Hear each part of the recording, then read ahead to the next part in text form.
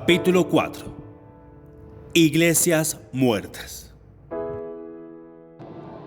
La mano de Jehová vino sobre mí y me llevó en el espíritu de Jehová y me puso en medio de un valle que estaba lleno de huesos secos en gran manera. Ezequiel 37, 1 y 2. La vieja historia de los huesos secos cobra hondo significado en nuestros días por la problemática espiritual en que se debate el pueblo de Jesucristo. Puesto que Dios es amor, siempre ha amado y seguirá amando a sus criaturas hasta el ocaso de los siglos. Allá, en el amanecer del universo, lo vemos creando con sus manos al hombre. Lo hizo con dedicación y amor. Cuando lo contempló, lo vio perfecto porque era su propia imagen. Pero un día, la mancha del pecado cayó sobre su más estimada creación. Desde entonces, Dios ha librado una guerra contra su enemigo mortal y el arma del Señor ha sido su ardiente amor. Ese enemigo mortal es Satanás. Dios está luchando con él en pro de la felicidad humana. En la antigüedad, el Señor formó un pueblo para guiarlo, protegerlo y amarlo. Y vosotros me seréis un reino de sacerdotes y gente santa. Éxodo 19, 6. Los sacó con brazo fuerte de Egipto y los hizo cruzar el mar Rojo. Y extendió Moisés su mano sobre el mar e hizo Jehová que el mar se retirase. Éxodo 14, 21. Por 40 años los cuidó tal como una madre lo hace con su hijo. En ese largo y penoso peregrinar en busca de la tierra prometida, les dio pan del cielo, agua de la roca y exquisita carne de codornices. Además, sus ropas nunca envejecieron.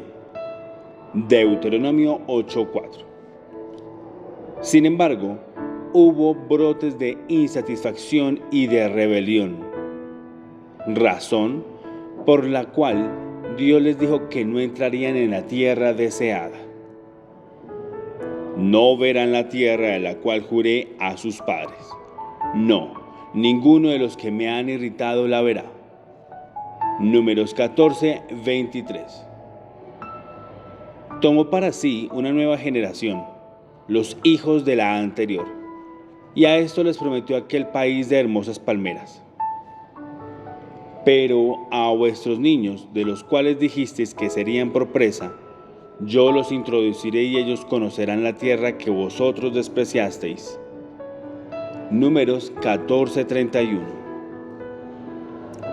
Moisés murió y después, bajo el mando de Josué, cruzaron el río Jordán milagrosamente. Conquistaron a Jericó y emprendieron una serie de batallas que dio como resultado el dominio casi absoluto de la tierra prometida. Allí, crecieron bajo la sombra de Jehová y se hicieron fuertes y poderosos.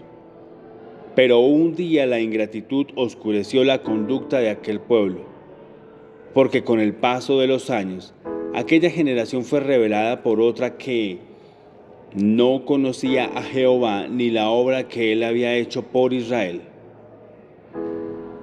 Poco a poco se olvidaron de su Señor, a quien cambiaron por dioses paganos. Pero los hijos de Israel volvieron a hacer lo malo ante los ojos de Jehová, y sirvieron a los Baales y a Astarot, a los dioses de Siria, a los dioses de Sidón, a los dioses de Moab, a los dioses de los hijos de Amón y a los dioses de los filisteos, y dejaron a Jehová y no le sirvieron. Jueces 10:6. Con el transcurso del tiempo, fueron desfilando por el escenario bíblico personajes como Otoniel, Débora, Barak, Gedeón, Jefté y Sansón, llamados comúnmente los jueces de Israel. Samuel, el vidente de Jehová. Saúl, David y Salomón.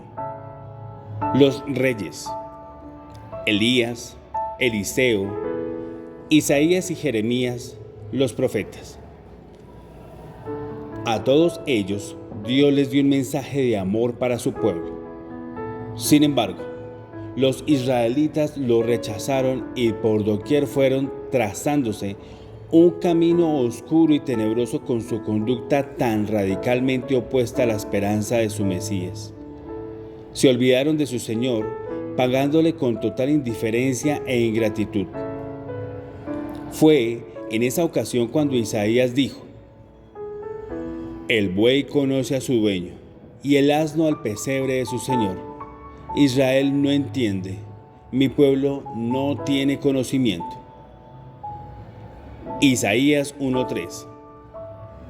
Jeremías añadió: porque dos males ha hecho mi pueblo. Me dejaron a mí fuente de agua viva y cavaron para sí cisternas rotas que no retienen agua. Jeremías 2:13. Y el himnólogo Asaf, personificando a Jehová, cantó con nostalgia: pero mi pueblo no oyó mi voz, e Israel no me quiso a mí. Salmo 81:11. Como consecuencia de esta trágica realidad, fueron llevados cautivos a Babilonia durante 70 años. Allí sirvieron al imperio babilónico, perdieron su libertad y se vistieron de oscuridad. En esta situación estaban cuando el profeta Ezequiel recibió la visión en que contempló al pueblo convertido en un montón de huesos secos en gran manera. Bien sabemos que como resultado de la muerte física, el hálito de vida desaparece del hombre y su cuerpo inerte va a la fosa para convertirse en esqueleto.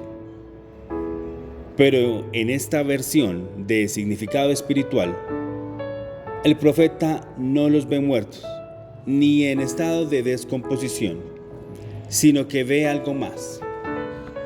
Ve huesos secos en gran manera. Habían muerto para Dios, dejando un vacío en la casa de su dueño. Cuanto más yo los llamaba, tanto más se alejaban de mí. A los Baales sacrificaban y a los ídolos ofrecían sahumerios. Oseas 11:2. Pienso que a Dios le dolió en su corazón la situación de su pueblo amado. Creo que el suceso relatado en el capítulo 6 de Génesis volvió a ser revivido en el trono eterno. Al recordar las páginas de la historia de la Iglesia, he visto con honda preocupación que la Iglesia del Señor ha tenido en su existencia momentos en que se ha convertido en un montón de huesos secos. Sí es cierto que en nuestros días muchas congregaciones están en proceso de recuperación espiritual. También es cierto que aún queda un significativo número de cristianos espiritualmente inertes. El gozo del Señor se ha esfumado de su corazón y sobre todo han tenido en poco la oración, que ha perdido su eficacia. En esta hora de confusión, caos y decadencia espiritual, Dios quiere levantar profetas que sean pregoneros de su verdad e inspiren al pueblo a reconciliarse con su Señor. Cuando alguien muere, sus más allegados los extrañan y en el día de su funeral todos lloran su ausencia. Si la iglesia del Señor está muerta en sentido general, creo que sus más allegados dolientes, aún los que tengan un poco de vida espiritual, deben llorar y orar y llorar, pidiéndole a Dios que resucite a su pueblo para que vuelva a su seno ese poder perdido, esa unción esfumada. Que en nuestras reuniones no sean una rutina de cánticos, mensajes y oraciones tradicionales que hacen doler el corazón de Dios. Quiero ahora enfocar unos males que han dado muerte espiritual a nuestras congregaciones. No lo hago con el ánimo de criticar, sino más bien para analizar objetivamente la realidad que nos atañe ya que me considero parte de esa iglesia, puesto que el Señor también me ha comprado con su sangre preciosa. La Biblia, un libro olvidado. La Biblia es el libro que más abunda en las congregaciones. La tienen los niños, los jóvenes, los adultos y los ancianos. Es el libro más traducido a todos los idiomas del mundo. Hay Biblias de diferentes tamaños y colores, para variados gustos, y cada día se acrecienta más su demanda. Sin embargo, lamentablemente se lee muy poco. Es el libro más olvidado por los que tanto lo necesitan. Sus páginas son manantial de vida en el que calma la sed el peregrino. De ella han bebido todas las civilizaciones del mundo y nunca han escaseado sus aguas espirituales porque su autor es el mismo Dios. Al pueblo israelita, Dios le hizo esta indicación: y estas palabras que yo te mando hoy estarán sobre tu corazón, y las repetirás a tus hijos, y hablarás de ellas estando en tu casa y andando por el camino, y al acostarte y cuando te levantes. Deuteronomio 6, del 6 al 7. Muchos padres de familia cristianos no les han enseñado la palabra de Dios a sus hijos pequeños, y estos crecen con un conocimiento superficial de nuestro Creador. Después, cuando van al colegio, son presa fácil de la influencia de una serie de corrientes ateas y diabólicas, y se olvidan de su Señor aún en su primera juventud. Dios se le apareció a Josué cuando él aún recordaba con nostalgia la desaparición de su caudillo, para encomendarle la difícil tarea de pastorear a su pueblo. Comenzó diciéndole que así como había estado con Moisés, estaría también con él, que no lo dejaría, ni lo desampararía. Josué 1:5. Pero para que estas palabras llegaran a tener exacto cumplimiento en la vida de Josué, Jehová agregó: nunca se apartará de tu boca este libro de la ley, sino que de día y de noche meditarás en él, para que guardes y hagas conforme a todo lo que en él está escrito, porque entonces harás prosperar tu camino y todo te saldrá bien. Josué 1:8. De acuerdo con esta información, a Josué no se le pide solamente que lea la ley de Dios, sino que de día y de noche se deleite meditando en ella y luego viva conforme a lo que allí está escrito, de acuerdo a lo que allí se prescribe. Una cosa es leer la Biblia, otra es meditar en ella y otra cosa es vivir lo que se ha leído y meditado. La diferencia entre estos tres conceptos es lo que hace que algunos lectores de la Biblia aún permanezcan en brujería, borracheras, adulterios, mentiras, herejías y en toda clase de pecados ocultos y vergonzosos. Tienen el manual de la felicidad, pero viven como los seres más infelices del mundo. La leen, pero no la meditan ni la viven. El predicador George Mueller, quien leyera la Biblia completa unas 200 veces, dijo en cierta ocasión: nadie puede comprender en forma apreciable las Escrituras si no está dispuesto a obedecer sus mandamientos. Todo cristiano debería leer la Biblia en su totalidad siquiera una vez al año, porque es el mensaje hablado de Dios, la antorcha de la verdad, la luz que todo lo ilumina y enternece nuestra vida. Es camino de paz, gozo, vida y salud. El que en ella se deleita es como árbol plantado junto a corrientes de aguas, que da su fruto en su tiempo y su hoja no cae, y todo lo que hace prosperará. Salmo 1:3. Hermano, enamórate de la lectura de la Biblia. Luego, comienza con la ayuda del Espíritu Santo a vivirla y verás que mañana serás mejor cristiano que hoy. No la dejes olvidada en los bancos de la iglesia. Tampoco la des a los niños para que jueguen con ella. Creo que la Biblia es el libro más precioso del mundo. Se cuenta que una Biblia le salvó la vida a un soldado. Estas son sus palabras. Estaba en el frente de batalla y nos arrastrábamos de una trinchera a otra. Y cuando de repente sentí un rudo golpe en mi pecho, seguido de un dolor punzante. ¿Qué había sucedido? Solía llevar mi Biblia en el interior de la chaqueta y si la bala no hubiese atravesado primero el libro, se hubiese alojado en mi corazón. En esto veo claramente la mano de Dios. Esta Biblia agujereada me salvó la vida 2 veces. Primero, al mostrarme el camino hacia el Redentor y después, al interceptar la bala mortífera. Alabado sea Dios. La alabanza, una rutina. Alabar es expresarle a Dios espontáneamente y con nuestras propias palabras nuestra gratitud por su bondad y misericordia con nosotros.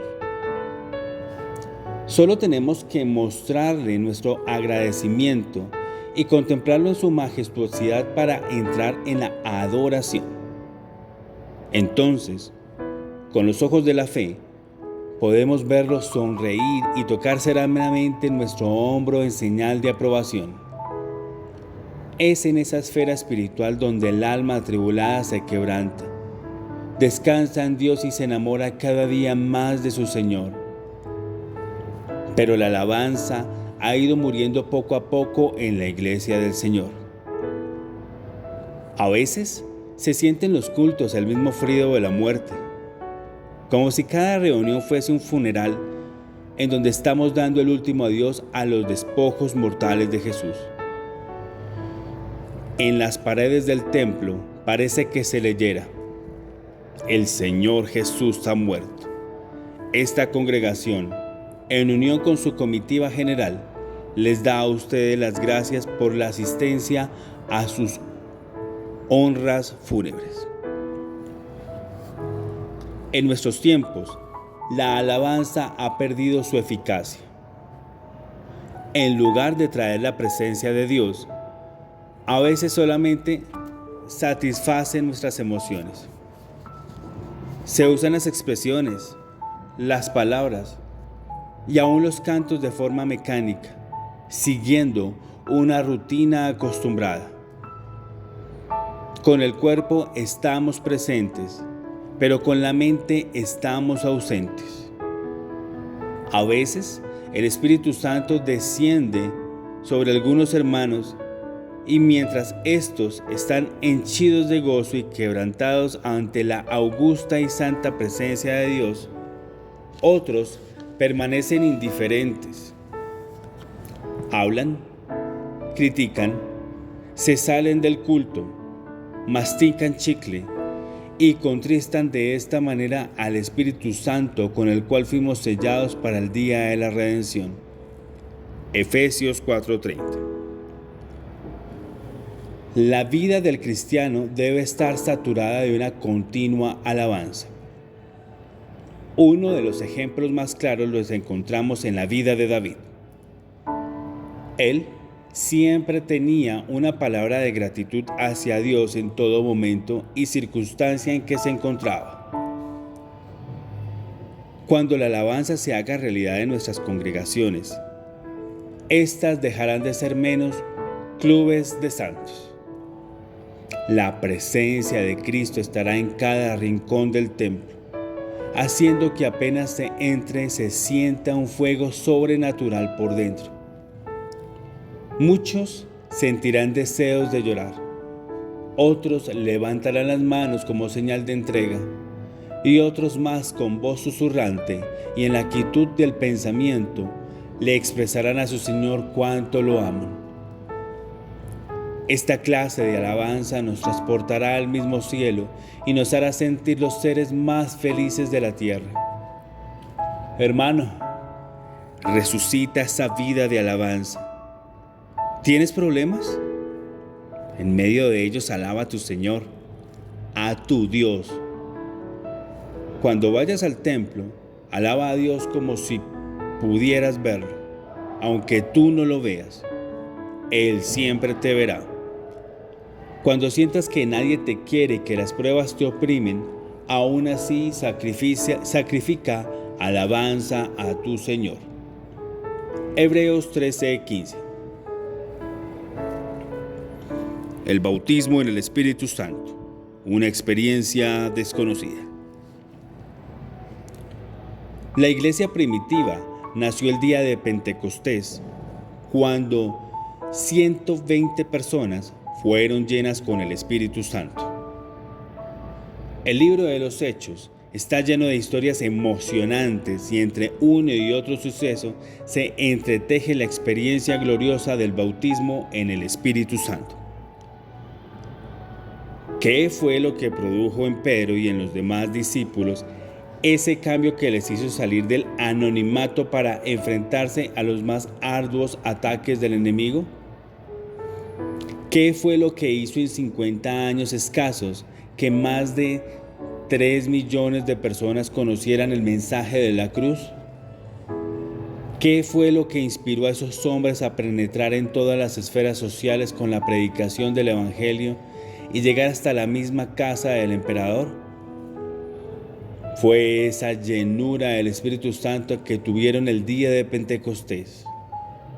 Esa tercera persona, al vivir dentro de ellos, cambió radicalmente su vida y su visión de la proclamación del Evangelio.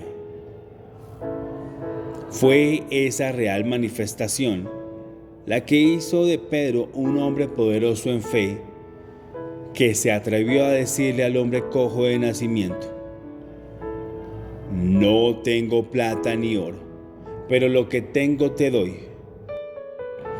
En el nombre de Jesucristo de Nazaret, levántate y anda. Y tomándole por la mano derecha le levantó, y al momento se le afirmaron los pies y tobillos.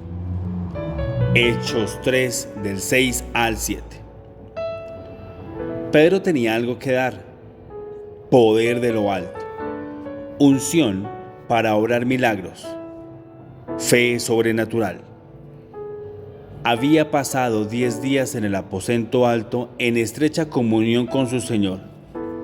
Allí lo pudo tocar y ver con los ojos de la fe. Unos días atrás había negado a su maestro, pero ahora era otro hombre. Su rostro radiante de optimismo contagiaba a los más allegados a él. Tan repleto estaba de esa experiencia sobrenatural que la gente se sintió movida a sacar los enfermos a la calle, porque con su sombra solamente muchos eran sanados.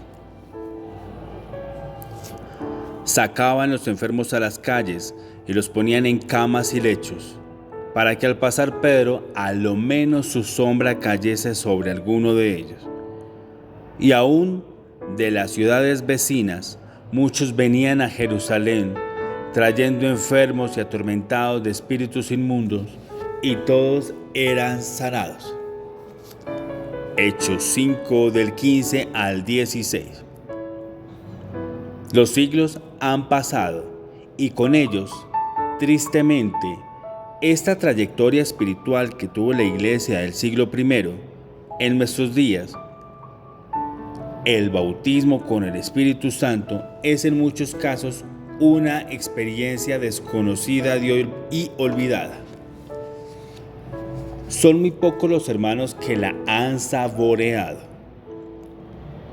Un gran número de creyentes en las congregaciones viven sin esta experiencia sobrenatural y hasta se encuentran hermanos que dicen: cuando Dios me quiera bautizar con su Espíritu Santo, entonces me bautizará.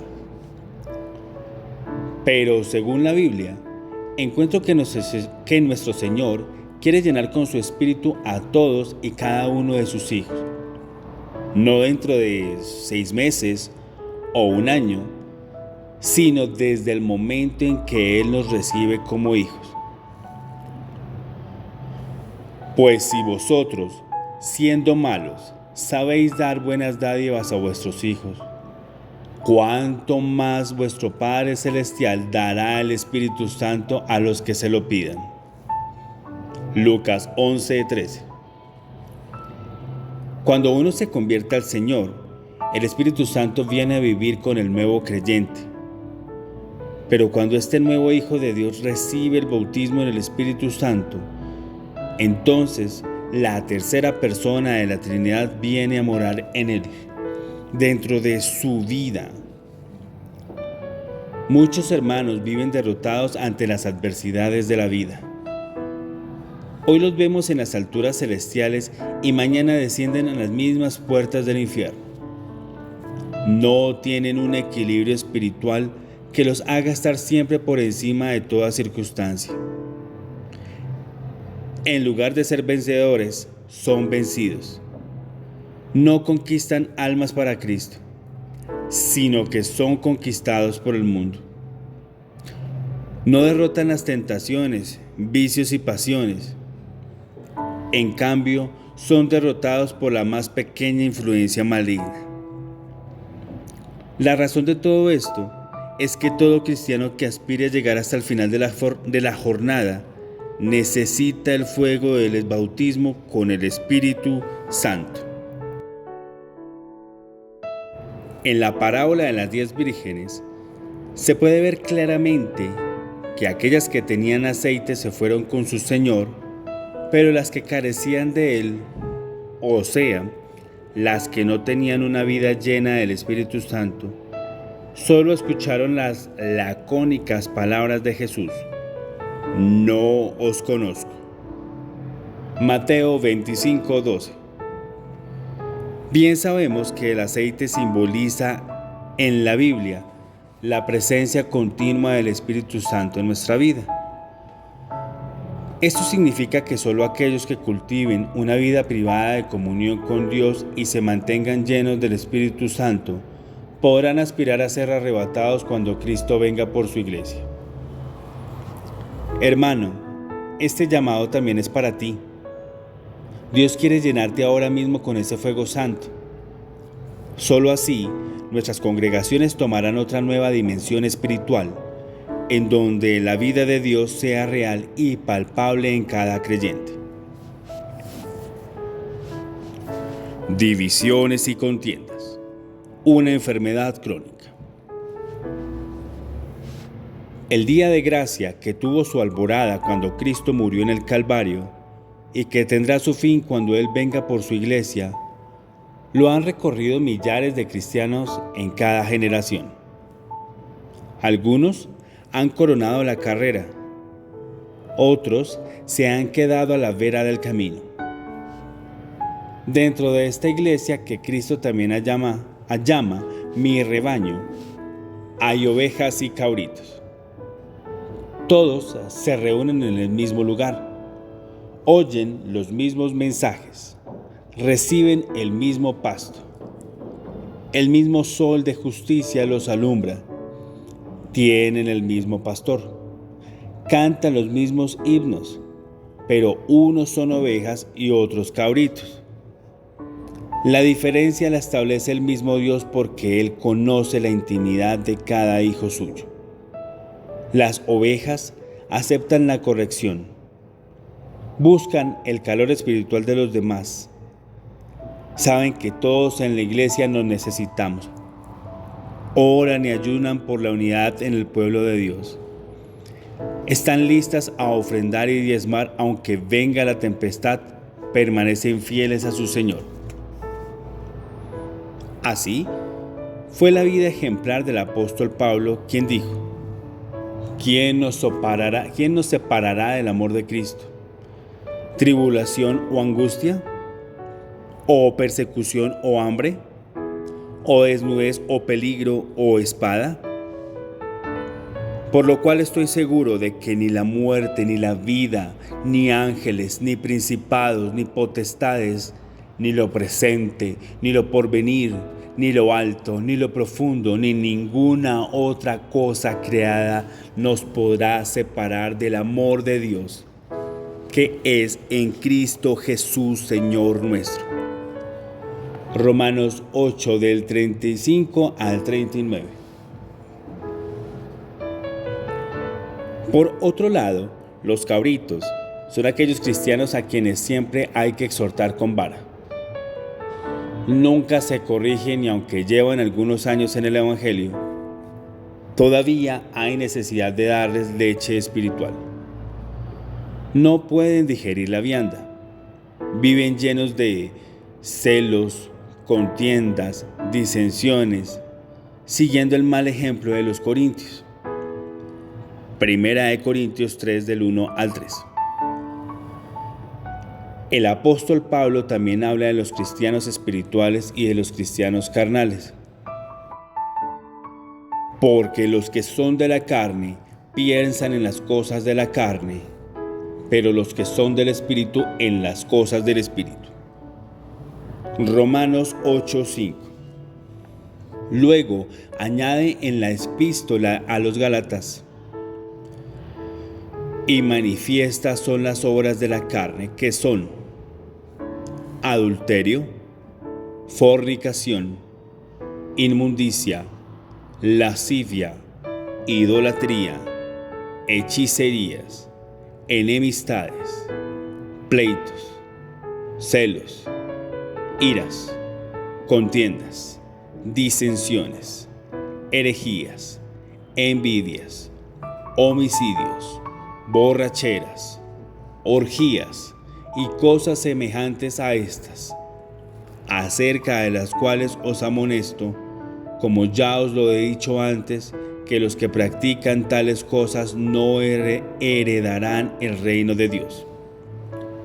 Gálatas 5, del 19 al 21. Lamentablemente, la iglesia del Señor es un mosaico espiritual. Hay amor y odio, gozo y tristeza, fe e incredulidad, trigo y paja, 5 vírgenes prudentes y 5 vírgenes insensatas. Con la misma boca alabamos a Dios y maldecimos a los hombres. Por eso, cuando Él venga por su iglesia, unos se irán y otros se quedarán. El Espíritu Santo nos exhorta por boca del apóstol Pablo en cuanto a las divisiones y nos dice: os ruego pues, hermanos, por el nombre de nuestro Señor Jesucristo, que habléis todos una misma cosa, y que no haya entre vosotros divisiones, sino que estéis perfectamente unidos en una misma mente y en un mismo parecer. Primera de Corintios 1:10. Una iglesia dividida jamás podrá sacudir a un mundo que agoniza en el pecado. Los grupos de favoritismo y de poder, que comúnmente llamamos roscas, están perjudicando notablemente la salud espiritual del pueblo cristiano. Algunos solo saludan a los de su agrado, jóvenes con jóvenes y adultos con adultos. Cuando se hacen actividades sociales conjuntas, cada grupo se margina. Una iglesia que actúe así estará en oscuridad y será siempre piedra de tropiezo para que los pecadores vengan a Cristo. ¡Oh! ¡Cuánto dolor debe haber en el corazón de Dios al vernos tan desunidos! En esta hora de crisis, el Señor nos hace un llamado urgente a la unidad. Ahora mismo arrodíllate y deja que tu vida sea tocada por el Espíritu Santo. Llora conmigo, porque los hijos están a punto de nacer y la que da a luz no tiene fuerzas. Segunda de Reyes 19:3.